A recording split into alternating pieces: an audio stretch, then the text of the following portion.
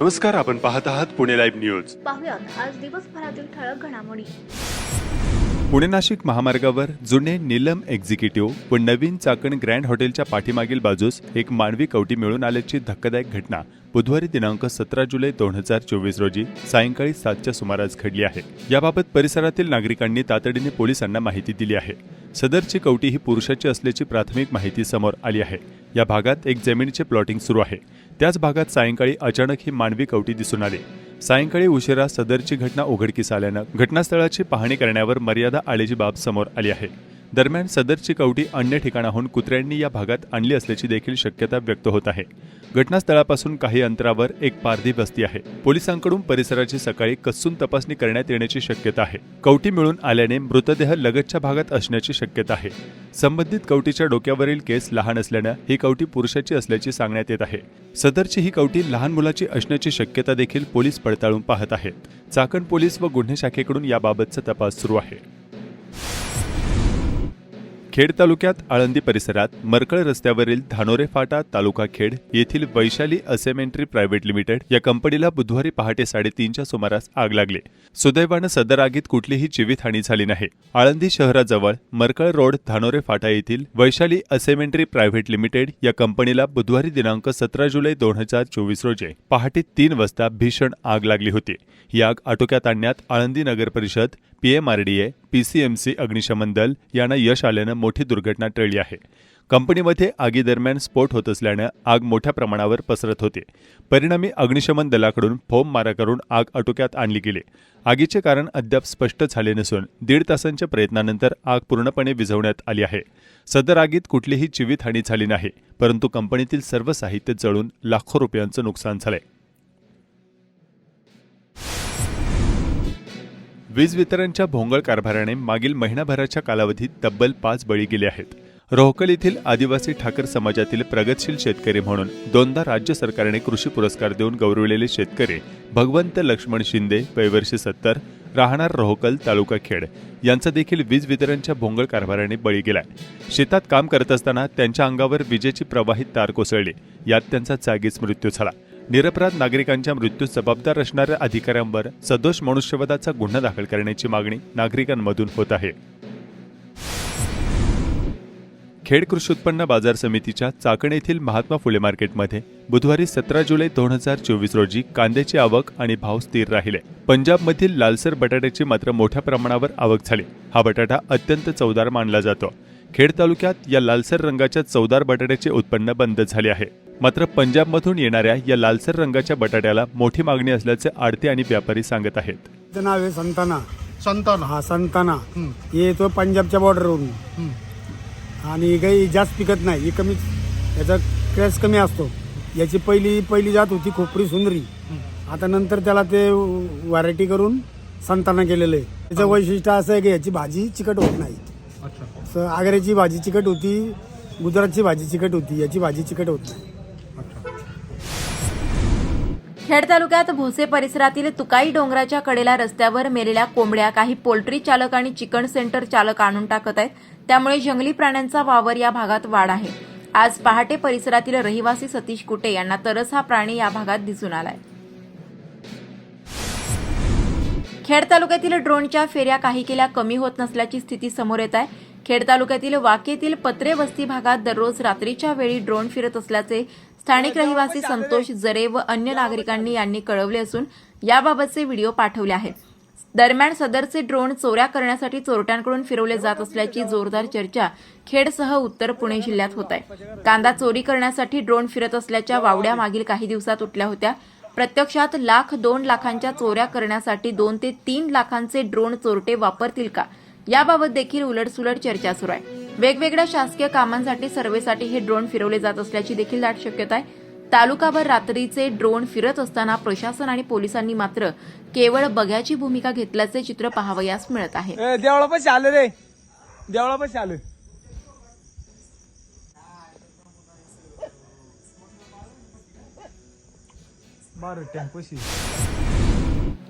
पावसाने लागोपाठ 2 दिवस चाकण शिक्रापूर रस्त्यावर साबळेवाडी तालुका खेड येथील धोकादायक वळणावर कंटेनर उलटल्याने वाहतुकीचे 3:13 वाजले.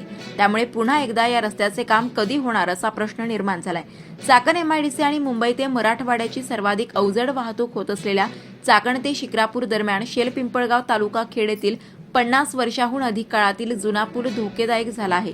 शेलपिंपळगाव येथील नदीवरील पुलाचे संरक्षक रेलिंग देखील धोकादायक झाल्याची नागरिकांची तक्रार आहे.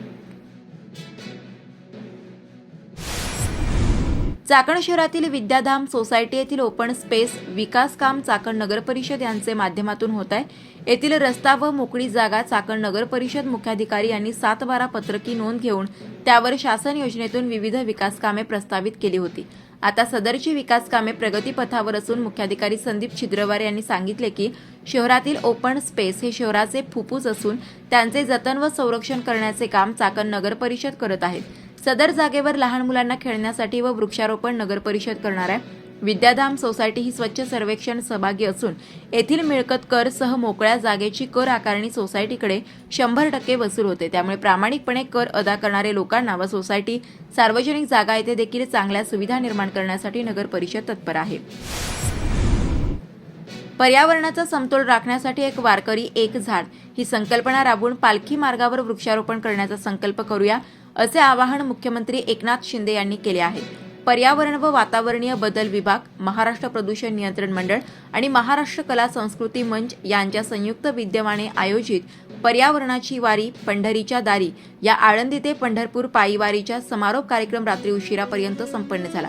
याप्रसंगी मुख्यमंत्री एकनाथ शिंदे बोलत होते. यावेळी महाराष्ट्र प्रदूषण नियंत्रण मंडळाचे संचालक नितीन गोरे यांच्या अध्यक्षतेखाली इंद्रायणी नदीच्या प्रदूषणाच्या संदर्भात झालेल्या बैठकीचा आढावा मुख्यमंत्री शिंदे यांनी घेतला. यावेळी महसूल मंत्री राधाकृष्ण विखे पाटील, सार्वजनिक आरोग्य मंत्री तानाजी सावंत, आमदार सचिन कल्याण शेट्टी, जिल्हाधिकारी कुमार आशीर्वाद, महाराष्ट्र प्रदूषण नियंत्रण मंडळाचे अध्यक्ष सिद्धेश कदम, सदस्य सचिव डॉक्टर अविनाश ढाकणे, संचालक नितीन गोरे, अपर जिल्हाधिकारी मोनिका सिंह ठाकूर आदी उपस्थित होते. दरम्यान देवशयनी आषाढी एकादशी निमित्त पंढरपुरात श्री विठ्ठलाची शासकीय महापूजा संपन्न झाली. मुख्यमंत्री एकनाथ शिंदे यांची सपत्नीक ही शासकीय महापूजा पार पाडली. भाविकांची विक्रमी गर्दी, टाळ मृदुंगांचा जयघोष, भजन, हरिनामाच्या गजराने अवघी पंढरपूर नगरी दुमदुमली. पांडुरंग हरी पांडुरंग. खेड कृषी उत्पन्न बाजार समितीच्या चाकण येथील महात्मा फुले मार्केटमध्ये बुधवारी दिनांक 17 जुलै 2024 रोजी देखील पालेभाज्यांची भरपूर आवक झाली. पालेभाज्यांचे भाव मात्र गडगडले आहेत. भाम फाटा येथे भरधाव आलेल्या एका डंपरनं क्रमांक MH14 LK 2422 या वाहनाने एका दाम्पत्याला धडक दिली. यामध्ये पत्नी ठार आणि पती गंभीर झाला. या प्रकरणी पोलिसांनी डंपर चालक गणेश कमलेश्वर राय वय वर्ष 29 राहणार नाणेकरवाडी तालुका खेड मूळ राहणार बिहार याला अटक केली. कुसुम नाथा गावडे राहणार पिंपळे निलख असे मृत्यू झालेल्या महिलेचे नाव आहे. या प्रकरणी त्यांचे पती नाथा यशवंत गावडे वय वर्ष 55 यांनी चाकण पोलीस ठाण्यात फिर्याद दिली आहे. शिरूर लोकसभा मतदारसंघातून सलग दुसऱ्यांदा मोठा विजय साकारणारे खासदार डॉक्टर अमोल कोल्हे यांचा भव्य नागरी सत्कार समारंभ खेड तालुक्यात आयोजित केला आहे. शुक्रवारी 19 जुलै 2024 रोजी दुपारी 3 वाजता हा सत्कार समारंभ चाकण या ठिकाणी आयोजित करण्यात आला आहे. देवशयनी आषाढी एकादशी निमित्त हजारो भाविकांनी आळंदी येथील माऊली मंदिरामध्ये संत श्रेष्ठ ज्ञानेश्वर महाराज संजीवन समाधी दर्शनासाठी गर्दी केली. तसेच यावेळी श्री सिद्धेश्वर महाराजांचे हजारो भाविकांनी दर्शन घेतले. एकादशी निमित्त मंदिरामध्ये आकर्षक अशी फुल सजावट करण्यात आली होती व आलेल्या भाविकांसाठी मंदिरात उपवासाच्या पदार्थांचे म्हणजेच खिचडीचे वाटप करण्यात येत होते. जिल्हा परिषद प्राथमिक शाळा खरोशी व समस्त ग्रामस्थ खरोशी यांच्या संयुक्त विद्यमाने भक्तिमय अशा वारीचे आयोजन करण्यात आले होते. वारकऱ्यांच्या वेशभूषेतील लहान मुले, पालखी मिरवणूक आणि विठू नामाचा गजर अशा विठ्ठलमय वातावरणात जिल्हा परिषद प्राथमिक शाळेतील विद्यार्थ्यांचा रिंगण सोहळा रंगला होता. राजगुरुनगर येथील सहयोग विशेष मुलांच्या शाळेत नयनरम्य असा दिंडी सोहळा अगदी आनंदात पार पडला. खेड तालुक्यातील सर्व शाळांमधील दिंडी व पालखी सोहळ्यावर थोडक्यात एक नजर टाकूया.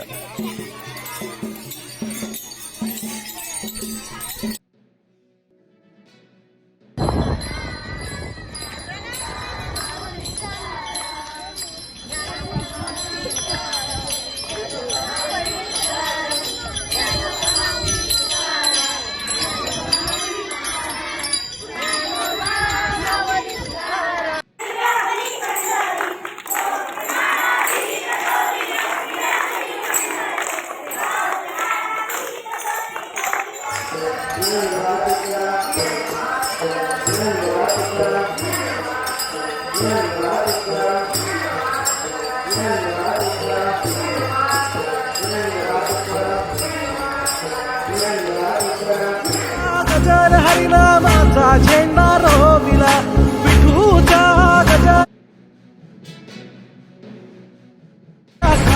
गाव मांडला वाळवंटी चंद्रभागेच्या काठी.